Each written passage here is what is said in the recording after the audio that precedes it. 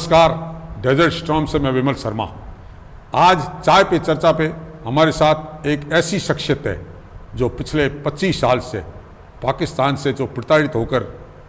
हमारे भाई हिंदुस्तान में आते हैं और यहाँ आकर किस तरह से उनको बसाया जाए, किस तरह से उनके व्यवस्थाएं की जाए, किस तरह से उनके रोजगार के साधन किए जाए, किस तरह से उनको भारत की नागरिकता दिलाई जाए, इस कार्य के लिए जुड़े हुए हैं ऐसे शख्स हिंदू सिंह सोडा से हम बात करेंगे। मैं आपको बता दूं, हिंदू सिंह सोडा पाकिस्तान के सिंध प्रांत में 700 थार पार करके में रहते थे। उनके पिता पाकिस्तान में, जबकि माँ उनकी राजस्थान में अपने पाली ज़िले के पास की रहने वाली थी। उनका जन्म अपने ननिहाल पाली के पास एक गांव में हुआ था। जब भारत पाक युद्ध हुआ तो वे भारत पाक युद्ध से करीब 10 महीने पहले उनका परिवार भारत में आ गया था। एक और बात बताने लायक है कि उनके चचेरे भाई स्वर्गीय ठाकुर लक्ष्मण सिंह सोडा, जो पाकिस्तान में अयूब खान के अधीन जो पूर्ववर्ती पाकिस्तान की सरकार थी, उसमें एकमात्र हिंदू अल्पसंख्यक कैबिनेट सदस्य रहे हैं। भारत पाक युद्ध के बाद में जब वो भारत में आए, उनके बाद उन्होंने किस तरह से भारत में संघर्ष किया, किस तरह से उन्होंने पाक विस्थापितों के लिए काम किया, किस तरह से उन्होंने एक सामाजिक संगठन के रूप में काम करके लोगों को मदद पहुंचाई, उस पर चर्चा करेंगे। सबसे पहले तो आपका हमारे चैनल डेजर्ट स्टॉर्म में बहुत बहुत स्वागत है। धन्यवाद जी। आपका हमारे चैनल में बहुत स्वागत है। मैं आपसे सबसे पहला सवाल ये करना चाहूँगा कि जिस तरह से आप भारत पाक युद्ध हुआ उससे पहले भारत में आ गए, उसके बाद में आज इतने लंबे अंतराल तक किस तरह से आपने पढ़ाई की, किस तरह से संघर्ष किया और किस तरह से आपके दिमाग में बात आई कि मैं पाक विस्थापित जो हमारे भाई आ रहे हैं, जिनमें जो आते थे उनमें एससी के और भील समुदाय के लोग ज़्यादा वहाँ प्रताड़ित होकर आते थे, उनकी किस तरह से मदद करूँ वो किया, उसके बारे में आप बताएं। जी धन्यवाद विमल जी। दरअसल मेरा परिवार, आप ठीक फरमा रहे हैं कि 10 महीना पहले युद्ध से 1971 का जो युद्ध है उससे पहले ही आ गया था। और मैं जो है वहाँ उस वक्त 10th में पढ़ रहा था और 10th में पढ़ते हुए मैं आ गया था और मैंने अपनी पढ़ाई को कंटिन्यूस रखा। और हायर सेकेंडरी के बाद में, तब हायर सेकेंडरी के बाद में कॉलेज की पढ़ाई शुरू हो जाती थी और मैं जोधपुर विश्वविद्यालय मैंने एडमिशन लिया। लेकिन ये मेरा एक दुर्भाग्य ही रहा कि मैं अपनी पूरी पढ़ाई के दरमियान, मतलब ग्रेजुएशन और लॉ ग्रेजुएशन में मैं एकमात्र विस्थापित था, क्योंकि कुछ विस्थापित जो बच्चे पढ़ भी रहे थे वो या तो बाड़मेर या जैसलमेर थे, लेकिन जोधपुर में अकेला ही था। और वहाँ पर रहते हुए मैंने स्टूडेंट मूवमेंट का भी मैं एक हिस्सा रहा, क्योंकि मैं 77 में भारतीय नागरिक बन चुका था और वहाँ मैं एक फाउंडर प्रेसिडेंट रहा एक स्टूडेंट ऑर्गेनाइजेशन का, छात्र संघर्ष समिति। और उसने मेरे कैंपस छोड़ने के बाद में भी यूनिवर्सिटी में 3 छात्र संघ अध्यक्ष दिए और एक थ्रूआउट स्टेट हमारी एक आइडेंटिटी थी। उसके बाद मैं ट्रेड यूनियन मूवमेंट का हिस्सा रहा। फिर मैं सोशो पॉलिटिकल कुछ ऐसे राजनीतिक या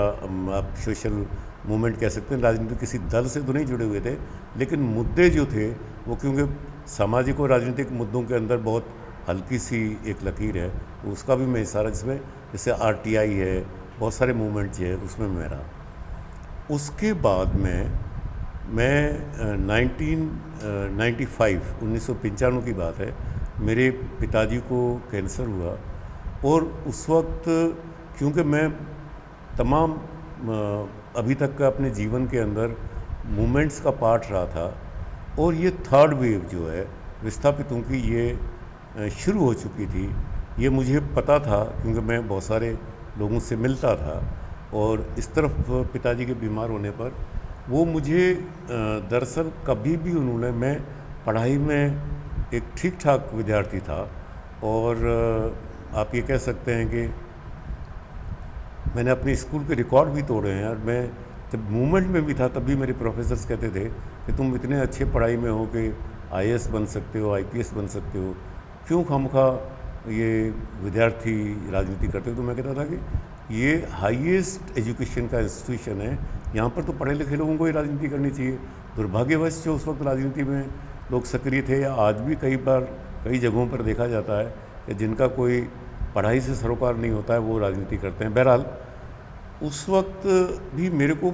मेरे पिताजी ने, मेरे पेरेंट्स ने, खास करके मदर तो हालांकि चिंतित रहती थी क्योंकि दोनों डिफरेंट बैकग्राउंड से थे। मेरी मदर जो थी वो एक पढ़े लिखे परिवार से आती थी और फादर जो थे वो ज़मींदार परिवार से थे। तो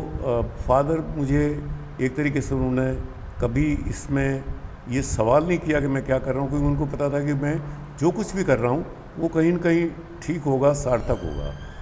तो मुझे पहली बार मेरे फादर ने ये सवाल किया 1995 की बात है, जब वो उनको पता लग गया कि उनका जीवन लंबा नहीं है। तो उन्होंने एक दिन मुझसे कहा कि हमने तुम्हें कभी कुछ नहीं कहा, तुम क्या करते रहे, तुम पढ़ाई करते रहे, पढ़ाई में ज़हीन थे, तुमने कोई नौकरी भी नहीं की, तुमने वकालत करने के बाद में खुद का रजिस्ट्रेशन भी नहीं कराया, तुम फिर दूसरे आंदोलनों का हिस्सा बनते रहे। लेकिन तुम्हें पता है कि पाकिस्तान से विस्थापित होकर के एक तीसरी खेप, मतलब 65 की पहली खेप, 71 की बड़ी खेप जिसमें 90,000 लोग आए, और तीसरी जो थी वो अब शुरू हो चुकी है और उसमें तुम्हें उनको मदद करनी चाहिए। मैंने प्रॉमिस किया कि आप जब ठीक हो जाएंगे तो उसके बाद में मैं ये काम ज़रूर करूँगा। दुर्भाग्यवश वो ठीक तो नहीं हो पाए क्योंकि डॉक्टर्स ने पहले ही हम सब लोगों को बता दिया था कि ये जानलेवा है बीमारी जो लाइलाज है। उसके बाद में एक सिलसिला चला कि मेरी मदर की 2 साल बाद में उनका भी हमें वो छोड़ करके चली गई, और उसके बाद में मेरे से 10 साल छोटा भाई जिसकी उम्र उस वक्त 32 साल थी, वो भी हमें छोड़ करके चला गया। तो मैं एक तरीके से बहुत ही मुझे ऐसा बहुत अलग ढंग से महसूस हुआ और मैं कहीं दूर एकांत में चला गया। और वहाँ से जब मैं लौटा और मुझे लगा कि अब मैं वापस अपनी जो ज़िंदगी है उसको पटरी पर ला करके और कुछ मैं कर सकता हूँ, तो मैंने पिताजी को जो दिया हुआ वादा था कि मैं इन विस्थापितों के लिए कुछ करूँगा, मैंने अपना काम शुरू किया। और 1 साल के अंदर आप ताज्जुब करेंगे, मैंने संगठन बना करके, क्योंकि मैंने अपनी तरफ से कुछ भी डिज़ाइन नहीं किया था, मैं सबसे बड़े जो हमारे थे वहाँ से मैं गंगानगर से शुरू हुआ, उसके बाद में बीकानेर के जो 2 बड़ी सेटलमेंट्स हैं, चाहे वो पूगल की जो आजकल खाजूवाड़ा विधानसभा कहलाता है, या कोलायत है, वहाँ पर जैसलमेर, बाड़मेर के जो खास करके शहर शिव है या चोटन है, उन सब जगह पर गया। और मैंने वहाँ पर जितने, जैसे मान लीजिए फ़र्ज़ करें कि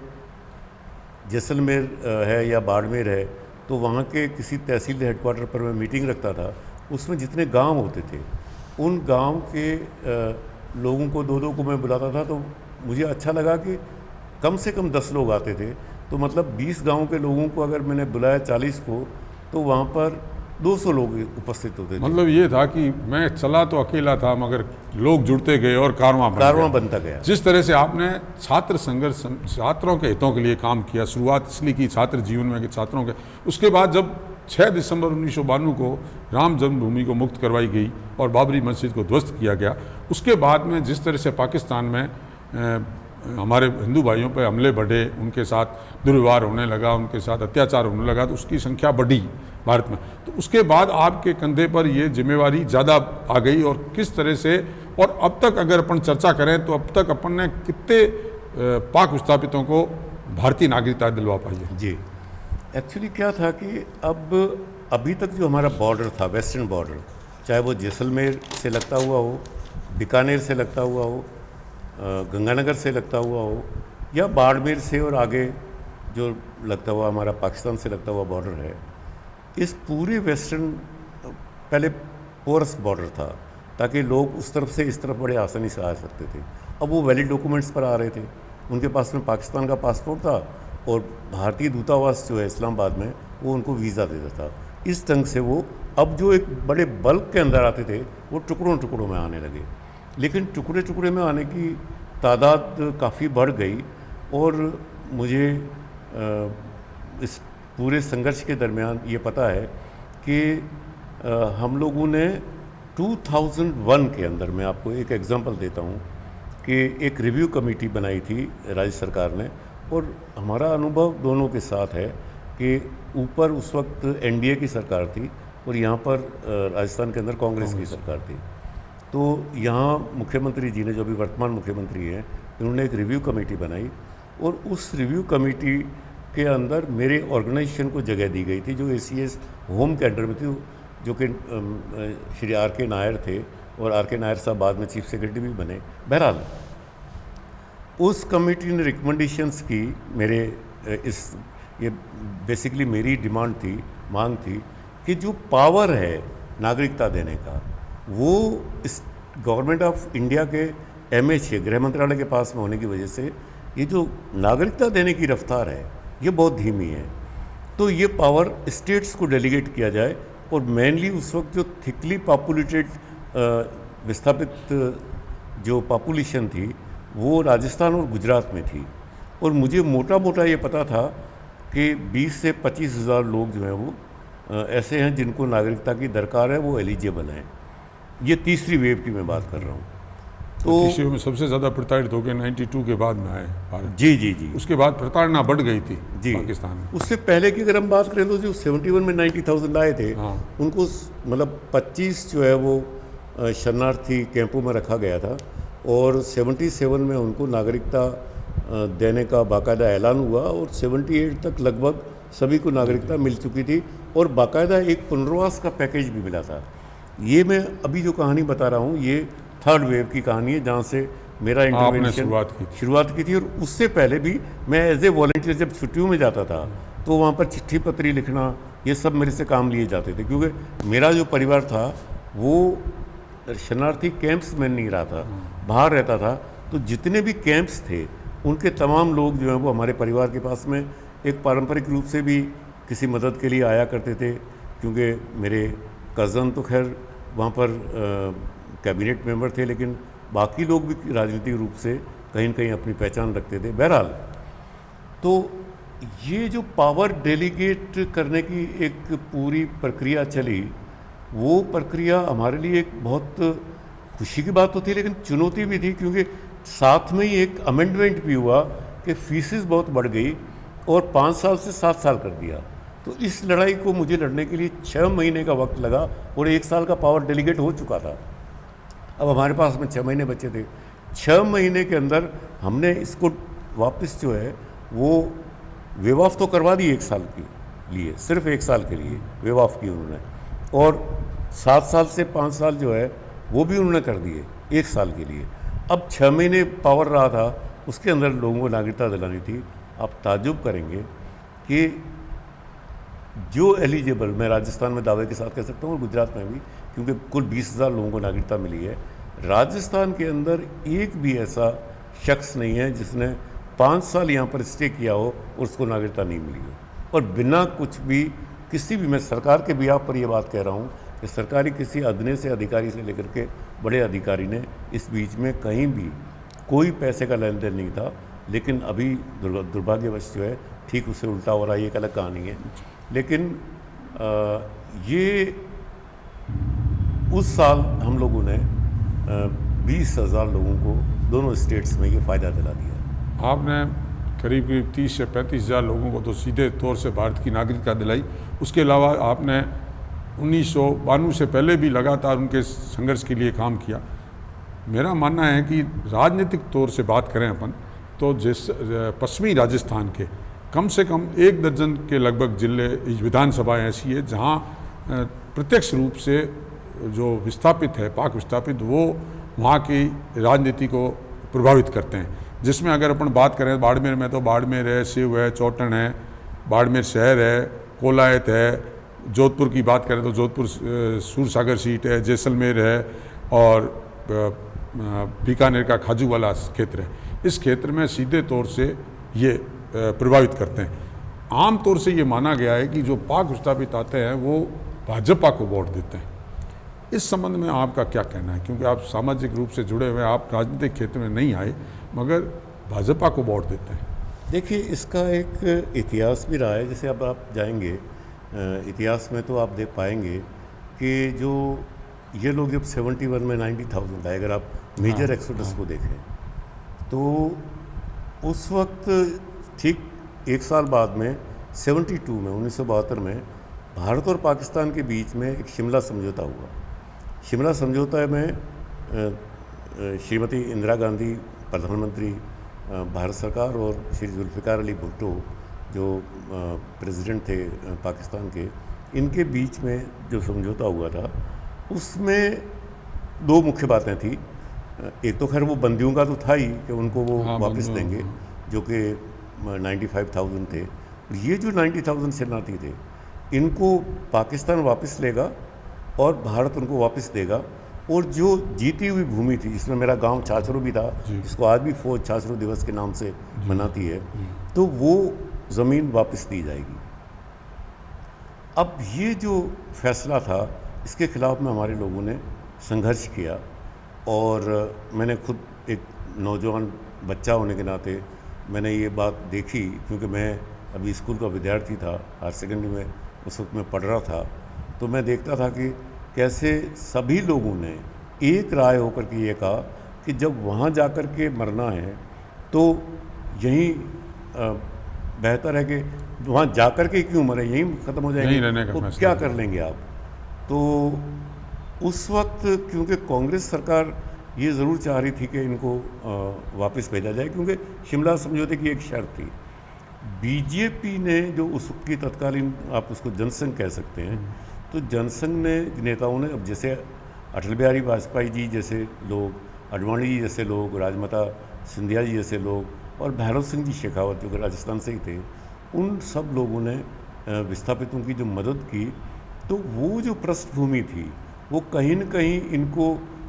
ये बात का एहसास दिलाती थी कि ये पार्टी एक तो हमारे साथ में है, एक बात। दूसरी बात ये थी, अब उनको ये लगता भी था उनकी अपनी विचारधारा की वजह से कि जो हिंदुत्व का मुद्दा उठाती है, और वो लोग क्योंकि पाकिस्तान के अंदर जो एक बाकायदा इस्लामिक स्टेट है, तो इस्लामिक स्टेट के जो भेदभावपूर्ण रवैया था उसकी वजह से आ रहे थे। तो ये भी एक वजह थी कि उन लोगों को लगता था कि हमारे जो जहनी रूप से नज़दीक के विचारधारा के स्तर पर ये लोग हैं। पाक विस्थापितों के लिए जो आप संघर्ष कर रहे थे, लगातार एक कार्यकर्ता के रूप में आपने काम किया, आपने उनको बसाने के लिए, उनको साधन मुहैया कराने के लिए, उनका जीवन स्तर सुधारने के लिए काम किया। आपको उसमें कई कठिनाइयों का सामना करना पड़ा, कई परेशानियों का सामना कई बार आर्थिक रूप से भी आपको बहुत नुकसान भुगतना पड़ा होगा, आर्थिक आवश्यकताएं भी रही होगी। आपको ऐसा नहीं लगता कि एक राजनेता, चूँकि आप मुझे अब तक की जैसे आपकी बातचीत से, आपकी जो पृष्ठभूमि के हिसाब से, आप मुझे बागी किस्म के इंसान लगे कि बगावत करना मतलब धारा के विपरीत चल के काम करना है, तो आप स्वयं राजनीति में आने की आपने क्यों नहीं सोची, जबकि आपके आधा दर्जन से ज़्यादा जिले प्रभावित वो करते हैं जिन लोगों के लिए आपने जीवन पर्यंत अपनी जवानी लगा दी, अपना जीवन लगा दिया जिनके लिए। देखिए, ये बात सच है कि जो सार्वजनिक रूप से मुद्दा आधारित जो भी आंदोलन होते हैं, मैं कहूँगा राजनीति पर हम आते हैं,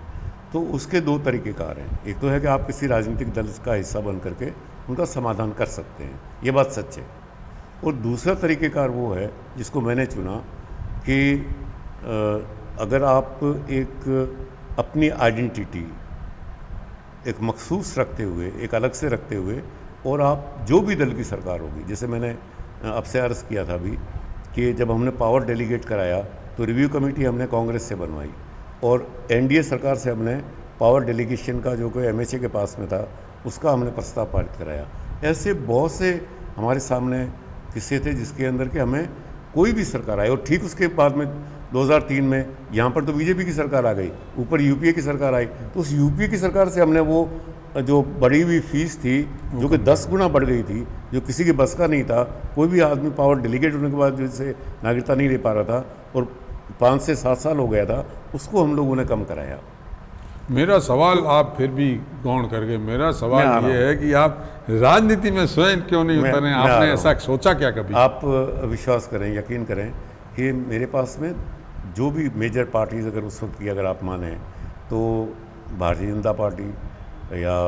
जो कांग्रेस है, इन दोनों से, क्योंकि मैं उस वक्त का उन विद्यार्थी मतलब मूवमेंट के हिस्से के रूप में मैं पहचान मैंने बना ली थी कि जहाँ पर एक मेरी मास फॉलोइंग थी, और हम सिर्फ जो है वो वहाँ पर कैंपस के अंदर एकेडमिक जो है उस बहस तक ही सीमित नहीं रहते थे। मतलब क्योंकि जोधपुर विश्वविद्यालय उस वक्त का जो है वो अगर आप देखेंगे तो पश्चिमी राजस्थान, जिसकी अपनी एक भौगोलिक और अलग ही एक आइडेंटिटी है, उसकी वजह से एक हम लोग बाकायदा उन मुद्दों पर भी, जैसे अकाल पर, इस पर हमारी चर्चाएं होती थी, कैसे महंगाई का, जैसे हम मेरी जो अब ऐसे कई मुद्दों पर गिरफ्तारियां हुई बाकायदा कि ट्रेड यूनियन मूवमेंट है और जोधपुर के अंदर पहली गिरफ्तारी मेरी होगी। तो आप समझ सकते हैं कि हम लोग विद्यार्थी रहते हुए विद्यार्थी के विषय को तो हम उठाते थे, लेकिन सामाजिक और राजनीतिक मुद्दों पर भी हम अपनी पहल रखते थे।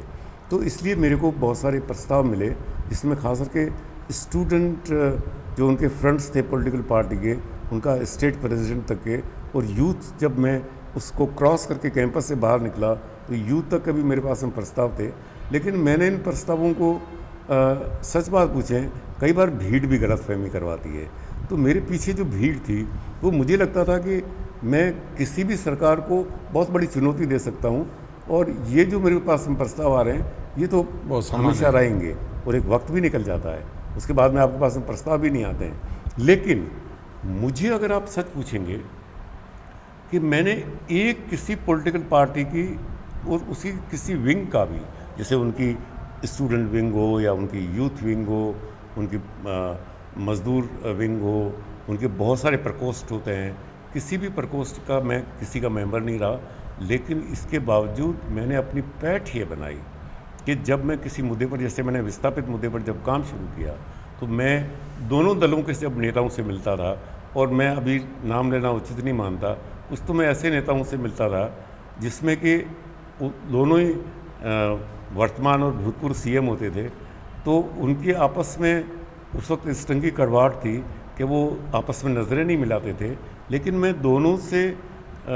ये कह कर के जाता था कि मैं केंद्र में जा कर के उनसे मिलूँगा, और केंद्र से मैं कह के आता था कि मैं राजस्थान में किससे मिलूँगा। तो मेरे कहने का मतलब है कि ये पॉलिटिकल, जिसको हम एक कंसेंसस की राजनीति कह सकते हैं, जो वो मैंने उसकी एक शुरुआत की, क्योंकि ये भी एक राजनीति थी। राजनीतिक दल से जुड़ना एक अलग बात है, लेकिन सभी ये भी चाय पे चर्चा पे हम हिंदू सिंह सामाजिक कार्यकर्ता हिंदू सिंह सोडा, जिन्होंने अपना जीवन खपा दिया है पूरा पाक विस्थापितों के लिए, उन्होंने छात्र जीवन में मूवमेंट चलाया। हमने उनसे बहुत सवाल किए, वो उन्होंने पूरे जीवन के बारे में किस तरह से उन्होंने संघर्ष किया, किस तरह से लोगों को जोड़ा, किस तरह से नागरिकता दिलाई, किस तरह की समस्याएं आ रही थी, उनका वो किया। सबसे बड़ी बात उन्होंने जो हमें बताई, वो राजनीतिक तौर से किसी के प्रति टाइप नहीं हुए, वे समान रूप से सबके साथ में व्यवहार किया। उनका ध्येय एक ही था कि मेरे को किसी तरह अपने लोगों का जो पाकिस्तान में प्रताड़ित है उनका सहयोग करना, उनका जीवन स्तर सुधारना है। हम चाय पे चर्चा पे उनसे और ब्रेक के बाद चर्चा करेंगे। अब की हम चाय पे चर्चा में उनसे निजी सवाल पूछेंगे, उनके राजनीतिक क्षेत्र के सवाल पूछेंगे। फिर मिलते हैं चाय पे चर्चा पे।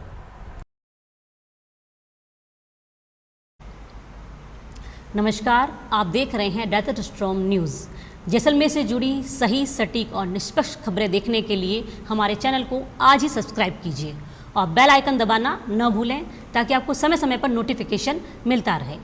Desert storm news Facebook, Instagram और ट्विटर पर भी अवेलेबल है, जिसका लिंक आपको नीचे डिस्क्रिप्शन बॉक्स में मिल जाएगा। आज ही हमारे चैनल को सब्सक्राइब, शेयर और फॉलो ज़रूर करें।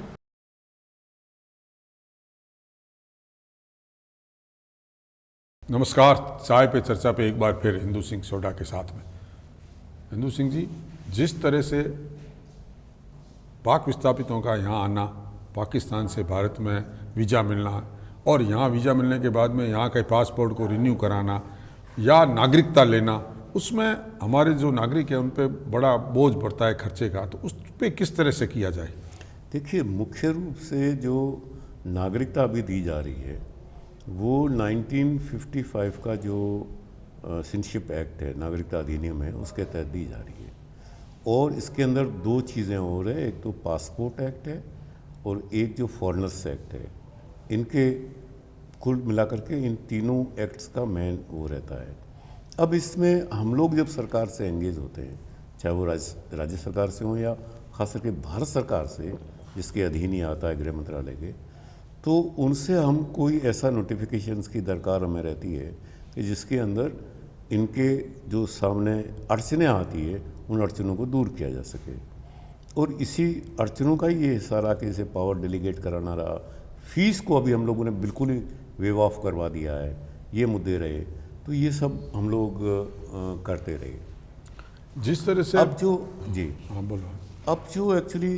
जहाँ तक जो ये प्रक्रिया है, उस प्रक्रिया के अंदर खास करके अभी जो हमें सबसे बड़ी चुनौती मिल रही है, वो चुनौती ये है कि 2009 मतलब 31 दिसंबर 2009 तक जो जैसे पासपोर्ट किसी का एक्सपायर भी हो चुका है, उसका बाकायदा पासपोर्ट लेकर के और एक स्टैम्प पर उनसे लिखवा करके कि मैं भारतीय नागरिकता का त्याग करना चाहता हूँ और मैं पाकिस्तान की नागरिकता का त्याग करना चाहता हूँ और भारतीय नागरिकता लेना चाहता हूँ, उसके लिए कहीं कोई रिन्यूअल की रिन्यूसिएशन की ज़रूरत नहीं है, उसको पाकिस्तान एम्बेसी जाने की ज़रूरत नहीं है। हाँ, कोई अपनी खुशी से, क्योंकि डिवाइडेड फैमिलीज़ के लोग हैं, कोई अगर मान लीजिए रिन्यूसिएशन करना ही चाहता है, परित्याग करना वहीं पर जाकर के एम्बेसी करना चाहता है, तो वो एक ऑप्शन हो सकता है। लेकिन उसके बाद में जो नियम चेंज हुए, उस नियम के अंदर उन्होंने, और ये कॉन्ट्राडिक्टरी अपने आप में विरोधाभासी है कि उन्होंने नोटिफाई तो कर दिया कि आप एलटीवी पर रह सकते हैं, लॉन्ग टर्म वीज़ा पर, दीर्घकालीन जो वीज़ा उस पर। दीर्घकालीन वीज़ा पर रहने का एक ही अर्थ है कि जब तक आपको नागरिकता नहीं मिलती है तब तक वो अवधि जो है आपकी बढ़ा दी जाती है। तो जब आप एक्सपायर है आपका पासपोर्ट, आप उस अवधि में बाकायदा भारत में रह सकते हैं, तो नागरिकता के लिए जो आपको ज़रूरत है, ये तो देखिए नागरिकता तो भारत की मिल रही है, तो भारत सरकार को ही तय करना है कि हमें इन लोगों से जो एक बिल्कुल अननेसेसरी है, अनावश्यक रूप से उनका आप नवीनीकरण करवाते हैं। पाकिस्तान ने क्या किया कि जैसे ही भारत ने नागरिकता की फ़ीस वेव ऑफ की, पाकिस्तान ने नवीनीकरण और जो परित्याग की जो फीसेस थी वो इतनी बढ़ा दी है कि आज की तारीख में एक व्यक्ति जो है उसको 10 से लेकर के और 15,000 रुपये पाकिस्तान एम्बेसी को देने पड़ते हैं। दुर्भाग्य ये है। और ये यहाँ पर बड़े परिवार हैं, अगर न्यूक्लियर फैमिली है तो वो 5 से कम नहीं है, नहीं तो 10-10 तक होते हैं। तो लाख लाख रुपए तक एक आदमी को, वो भी पाकिस्तान के खाते में जा रहे हैं। और हमने जब भी ये भारत सरकार से बात की तो उन लोगों ने कहा कि बिल्कुल बिल्कुल, हमें तो पता ही नहीं कि इस ढंग से पाकिस्तान ने फीसेस बढ़ा दी हैं और ये इन पर मार पड़ रही है, हम इसको वेव ऑफ करते हैं। लेकिन मैं आपको बहुत ये साफ तौर पर कहना चाहता हूँ कि मुझे तकलीफ़ भी होती है, क्योंकि मेरे बहुत दिल के करीब का विषय है ये, और इस पर मैं दशकों से काम कर रहा हूँ कि जब आपकी प्रायोरिटी प्राथमिकताएँ ये नहीं होती हैं तो ये चीज़ें पैदा होती हैं, वरना कोई वजह नहीं है। जब हमारे सामने वो बातचीत करते हैं, राजनेता हों चाहे बड़े ब्यूरोक्रेट्स हों, तो इस बात को मानते हैं कि नहीं बिल्कुल ये बिल्कुल नहीं होना चाहिए। लेकिन जब उनका नोटिफाई तो आखिर उन्हीं को करना है, धरातल पे नहीं होता, धरातल पर वो नहीं हो पाता है। इस वजह से लोगों को तकलीफ हो रही है। जो नागरिकता के एलिजिबल केसेस आप ताजुब करेंगे, वो डिलीवरी के तौर पर सिर्फ 25% है। ये मैं किसी एक ज़िले की बात नहीं कर रहा हूँ, थ्रू आउट स्टेट हो चाहे पूरे भारत के अंदर हो, उनका ये हाल है। तो ये मेरा मानना है, क्योंकि कैंप मोड में हमने 20-20 हज़ार को एक साल से पहले ही कुछ महीनों के अंदर के नागरिकता दिला दी थी, तो उसकी वजह ये थी कि कैंप मोड में था। और ये जो है अननेसेसरी, जो एक अनावश्यक रूप से जिस ढंग से ये औपचारिकताएँ हैं, ये औपचारिकताएँ ख़त्म कर दी गई थी, जो कि अभी भी की जा सकती हैं। वही सरकारें हैं, वही लोग हैं, वही प्रताड़ित उनका विषय है। मेरा सवाल है आपसे कि जिस तरह से सीए लागू कर रही है भारत, और जिस तरह से ये पाकिस्तान के हालात बनते जा रहे हैं, बांग्लादेश के हालात बनते जा रहे हैं, या अफ़गानिस्तान के हालात बन जाते हैं, जहाँ अफ़गानिस्तान के जो हालत ये है कि नगण्य रह गए अल्पसंख्यक वहाँ अन्य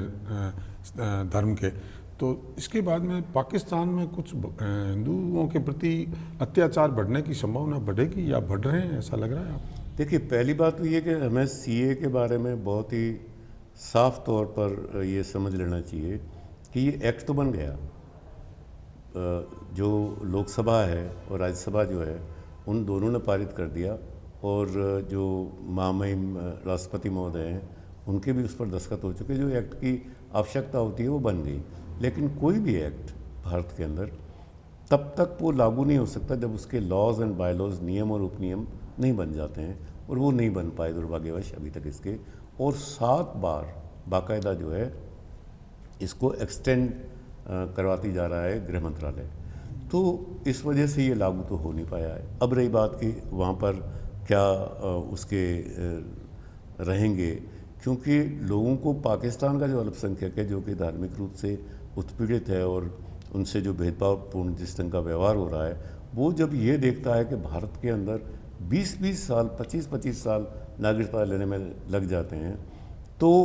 उनकी जो यहाँ आने की इच्छा होती है वो इसलिए भी, मतलब इच्छा तो है, लेकिन वो कहीं न कहीं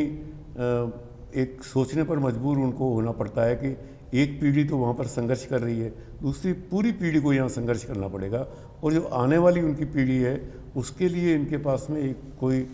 ऐसा लीगल फ्रेमवर्क जिसको कहना चाहिए वो नहीं है कि उनके बच्चों की शिक्षा का क्या होगा, उनके जो है स्वास्थ्य का, उनके रोज़गार का क्या होगा। तो ये सब जो चिंताएं हैं वो वहाँ पर, और अगर आप उनका वहाँ से जो जियो पॉलिटिकल सिचुएशन है वो देखेंगे आप, तो वो तो दिन ब दिन बिगड़ता जा रहा है। जैसे अफ़गानिस्तान के अंदर आप देखेंगे तो वहाँ तालिबान का पहले भी उदय हुआ था, उसके बाद में भी हुआ है, और जब भी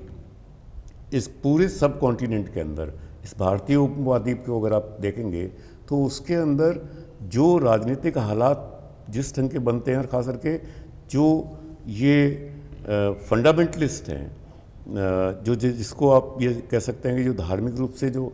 कट्टरवादी संगठन हैं, उनका जब उदय होता है तो वो पूरे पाकिस्तान के अंदर उनका असर होता है। और सबसे पहला सॉफ्ट टारगेट जो है वो वहाँ के अल्पसंख्यक होते हैं, जिसमें अल्पसंख्यकों का सबसे बड़ा वर्ग तो हिंदू ही हैं, उसके बाद में क्रिश्चियंस हैं, और तीसरे में जो ये आते हैं सिख्स हैं। लेकिन सिख्स की तो सच आप पूछें तो बिल्कुल गिनती के लोग हैं। तो ये जो सब चीज़ें हैं, ये मेरे को लगता है कि भारत सरकार को कम से कम ये ज़रूर सोचना चाहिए कि पाकिस्तान अपनी माइनॉरिटी के साथ में कैसा व्यवहार करेगा, ये तो पाकिस्तान के हाथ में है। लेकिन आप कम से कम द्विपक्षीय जो आपकी वार्ता होती है, कभी भी किसी भी मुद्दे पर होती है, क्योंकि प्रधान अभी तो हाल फिलहाल तो इनके जो संबंध हैं वो ठीक नहीं है, लेकिन कई बार एक वार्ता की स्थिति में भी हो रहे हैं। जब मोदी जी वहाँ सीधे ही नवाज शरीफ साहब के उनके समारोह में वहाँ पर समारोह में उतर जाते हैं, तो मेरा मतलब है कि एक उम्मीद जगती है कि दोनों देशों के जो संबंध है वो बेहतर होने से कम आप उनकी चिंता को तो उठाएंगे, क्योंकि कहीं भी दुनिया के अंदर किसी भी एक ऐसे ग्रुप पर उनके जब मूलभूत जो मानवाधिकार हैं उनका हनन होता है, तो मानवाधिकार के इदारे या जो कंसर्न कंट्रीज, अब इनका ले लीजिए, ज्यूज़ का ले लीजिए, यहूदियों का ले लीजिए, कि पूरी दुनिया के अंदर कहीं उन पर अगर कोई जुल्म होता है तो इज़राइल और बाकी जो उनके तमाम यूरोप से लेकर के और अमेरिका तक जो मानवाधिकार संगठन है वो उस पर आवाज़ उठाते हैं। मुस्लिम्स के हैं जो कहीं मानवाधिकारों का उनका हनन होता है, उनको लगता है, तो उनके संगठन सब बोलते हैं। लेकिन दुर्भाग्य है कि ये जो एक हिंदू पॉपुलेशन है, जो कि पड़ोसी मुल्क अगर आप देखेंगे तीनों का ही इस्लामिक कैरेक्टर बदल चुका है। जो बांग्लादेश जिसको भारत ने मदद से अलग करवाया था, वो भी आज इस्लामिक रिपब्लिक ऑफ बांग्लादेश कहलाता है। पाकिस्तान के कॉन्स्टिट्यूशन की पहली लाइन कहती है कि it will be known as Islamic Republic of Pakistan, और अफ़गानिस्तान तो कायदे से शरिया पर चलने की उन्होंने घोषणा भी कर दी है। मेरे कहने का मतलब है कि इन्हीं इलाकों से लोग आ रहे हैं प्रताड़ित होकर के, तो उनके लिए भारत सरकार को एक बाकायदा नीति बनानी चाहिए। भारत सरकार को विस्थापितों के लिए जो पाकिस्तान से आ रहे हैं, जो उनके लिए एक नीति बननी चाहिए। उसके अलावा मेरा एक सवाल रहेगा कि समय समय पर सरकारें बदलती है, चूँकि विधानसभा क्षेत्रों में आज के युग में वोट की गणित हो गई है, तो पाक विस्थापितों के लिए घोषणा भी होती रहती है, उनके लिए कार्य भी होते रहते हैं। मेरा जहाँ तक जानकारी है, पिछली जो सरकार, वर्तमान सरकार है, उसने अपने मैनिफेस्टो में विस्थापितों के लिए बजट विशेष रूप से रखा था। तो क्या उस बजट का उपयोग हो गया या उस बजट की को अभी तक लटकाए रखा हुआ है? देखिए, अगर आप मैनिफेस्टो को देखेंगे तो कांग्रेस का जो अभी मैनिफेस्टो पिछले विधानसभा चुनावों का है वो सबसे बेहतर है। बेहतर है मतलब उन्होंने ये वादा किया कि हम शिक्षा, ये शब्द हैं उनके, मैं अक्षर से कह रहा हूँ, स्वास्थ्य, रोजगार, उनको रिहायशी ज़मीन और एक स्वतंत्र निकाय बाकायदा जो कि इनकी समस्याओं को समाधान करने के अंदर एक सबसे कारगर उपकरण होगा, इसकी बाकायदा, जिसकी हम लोग डिमांड करते आ रहे थे, ये सब बनेंगे। और मुझे ये बहुत ही तकलीफ़ के साथ में कहना पड़ रहा है कि मैं आता हूँ बजट पर, लेकिन इनमें से तो कोई काम हुआ नहीं। एक भी इनके पास में ऐसा काम नहीं है जो ये गिना सकें कि ये काम किया है। और दूसरी तरफ बजट जो है, अभी ये अंतिम बजट था, इस पर एक धेले की उन्होंने घोषणा मतलब किसी विस्थापित के लिए ये नहीं की है कि इनके इस काम के लिए हम इतना बजट सैंक्शन करते हैं। और नहीं तो आप कॉर्पस फंड भी कर सकते थे कि ये हम इतने एक फंड की घोषणा कर रहे हैं जो कि इनके किसी भी उस वक्त जो एक इमरजेंसी होगी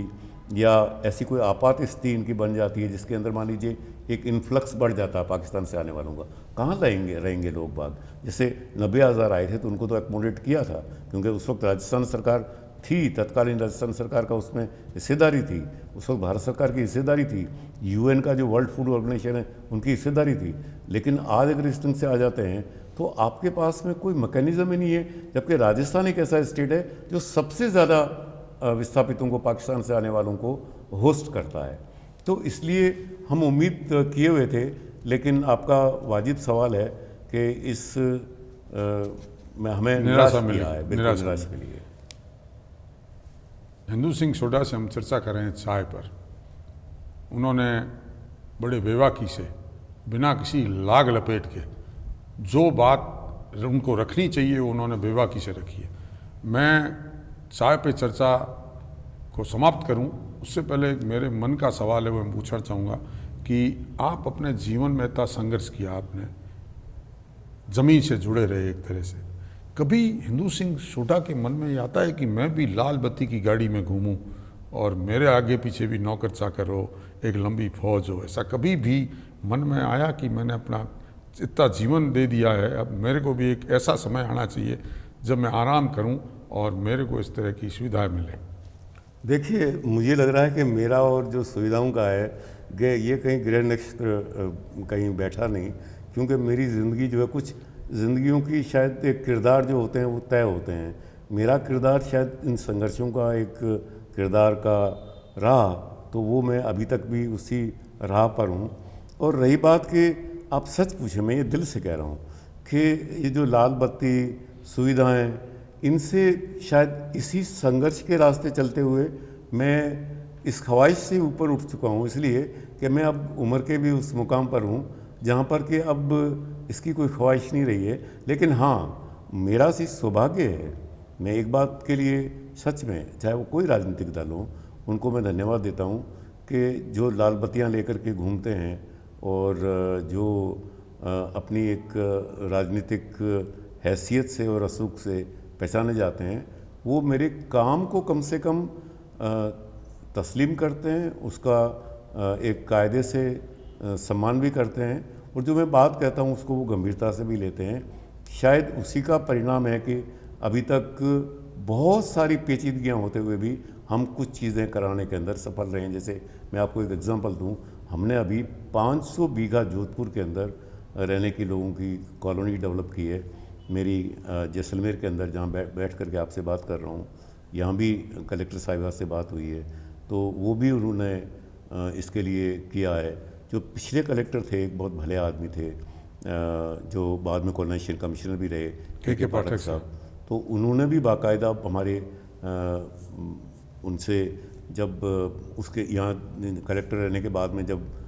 कमिश्नर थे, मेरी मुलाकात हुई बीकानेर के अंदर, तो उन्होंने यहाँ पर मोहनगढ़ और 100 बीघा ज़मीन रेजिडेंशियल लैंड के लिए उन्होंने बाकायदा घोषणा की। घोषणा ही नहीं की बल्कि चिट्ठी पत्री में जो ज़रूरी होता वो निकाले। मेरा मतलब है कि ये जो चीज़ें हैं, ये चीज़ें कहीं न कहीं मुझे लगता है कि समस्याओं का समाधान की तरफ ले जाती हैं। तो उसमें हम लगे हुए हैं कि एक दिन जो है वो कहीं समस्याओं का समाधान होगा। कहीं लगता है आपको ठहराव होगा ये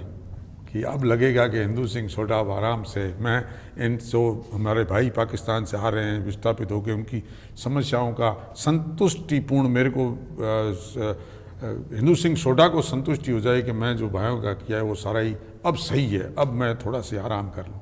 देखिए, ये तो एक ख्वाहिश आदमी लेकर के चलता ही है कि, और फिर ख्वाब भी होते हैं, सपने भी होते हैं। तो ऑफ कोर्स मैं भी उस ढंग से एक आम आदमी के नाते ये सपना देखता हूँ कि मैं इस प्रण को लेकर के चला था, मैं जिस मुहिम को लेकर के चला था, उसका एक दिन जो है वो कहीं पड़ाव उस जगह पर होगा जहाँ पर के उसमें समाधान जो है उसका निकले। अब वो मेरे जीवन में अगर निकलता है तो मुझे देख करके खुशी होगी, नहीं भी निकलता है तो मुझे इस बात के लिए मेरा किरदार को मुझे लग रहा है कि याद किया जाएगा कि मैंने इनकी पूरी की न सिर्फ नींव रखी, बल्कि इसको मैं एक ऐसे मुकाम पर लेकर के आया हूँ जहाँ पर के समाधान संभव है। और मैं ये बात आपसे ज़रूर अर्ज़ करना चाहूँगा कि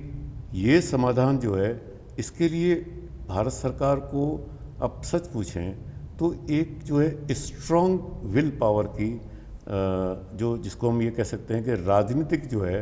वो एक विल पावर की ज़रूरत है, उसका समाधान बिल्कुल संभव है। क्योंकि मैं आपको दावे के साथ कह सकता हूँ विमल जी कि ये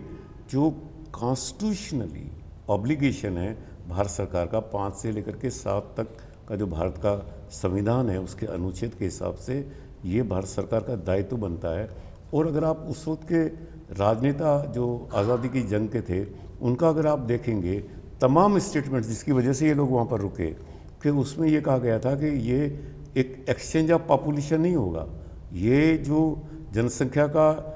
हस्तांतरण नहीं होगा, इसलिए वो लोग वहाँ पर रुक गए, विश्वास किया। और आज जब स्थितियाँ ठीक उससे उल्टी हैं तो पाकिस्तान की पूरी जो कहानी है वो 74 साल की है और वो अभी तक पीढ़ी है जो अनडिवाइडेड इंडिया में पैदा हुई थी। तो एक हक के साथ में वो लोग, या अपनी अगर मान लीजिए उनकी संतान भी है तो भी अनडिवाइडेड इंडिया के अंदर अगर उनका एक बनता है कि हमें यहाँ की बाकायदा शहरियत मिलनी चाहिए, नागरिकता मिलनी चाहिए, तो इस मुद्दे को भारत सरकार अपने स्ट्रॉन्ग एक राजनीतिक विल के माध्यम से एक नीति, जो कि मेरा ये मानना है कि विस्थापित फ्रेंडली नीति हो और एक लीगल फ्रेमवर्क हो जिससे कि इसका समाधान किया जा सकता है। और मैं आपको एक और बहुत अच्छी बात शेयर करने जा रहा हूँ। इसके लिए पूरा एक road map, fence beyond fencing, मैंने एक किताब लिखी है जिसका कि पूरा जो है वो रोड मैप यही है, वो कोई भी सरकार आ जाए उसके लिए एक बाकायदा आईने के रूप में काम करता है। उसके लिए एक और वो चीज़ कोई चेंज नहीं हो रही है, क्योंकि हमें ये पता है कि मुद्दे क्या हैं और उसका समाधान क्या हो सकता है। अब ये सरकारों की अपनी विल पावर पर है कि कौन ये श्रेय लेना चाहता है। इसी जुड़ी बातों से एक बात और निकल के आती है कि जिस तरह से भारत और पाकिस्तान का बंटवारा हुआ था, 2 नेशन, वो धर्म के हिसाब से हुआ था कि पाकिस्तान मुस्लिम राष्ट्र, भारत। तो अब परिस्थितियाँ बन रही है कि देश भर में कि हिंदू राष्ट्र होना चाहिए। तो आप, चूंकि आपका नाम ही हिंदू सिंह है, तो क्या भारत हिंदू राष्ट्र होना चाहिए? देखिए, इस पर तो मैं आपको एक बात कहता हूँ कि मैं आपको पहली बात तो इस जो 2 नेशन थ्योरी है इस पर मैं आपको बात करता हूँ। 2 नेशन थ्योरी आप देखिए जिस पर देश का बंटवारा हो गया, मतलब ये दुर्भाग्य, मतलब इस देश ने न सिर्फ देखा बल्कि झेला। और वो 25 साल बाद में, ठीक 25 साल बाद में, 71 में ही वो 2 जो 2 नेशन थ्योरी वो टूट जाती है जब बांग्लादेश का निर्माण होता है। बांग्लादेश मुस्लिम बहुसंख्यक इलाका था लेकिन वो तो टूट गया। तो मेरा जवाब तो इस पर यही है कि हिंदू राष्ट्र होना चाहिए। नहीं, टूट गया, मैं कह रहा हूँ 2 नेशन थ्योरी नहीं चलेगी। नहीं चलेगी। चाय पे चर्चा पे हमने हिंदू सिंह सोडा से बात की,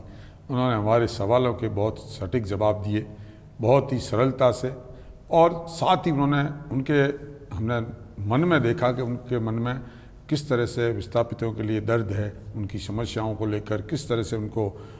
समस्याओं का समाधान हो, किस तरह से उनको नागरिकता मिले, नागरिकता मिलने के बाद में किस तरह से उनका जीवन स्तर सुधरे, उनको रहने की, खेती की, कार्य की, रोजगार का इसके साधन बने, उस पर चर्चा की। आप हमारे स्टूडियो में पधारे, आपने हमें समय दिया, बहुत बहुत धन्यवाद। धन्यवाद।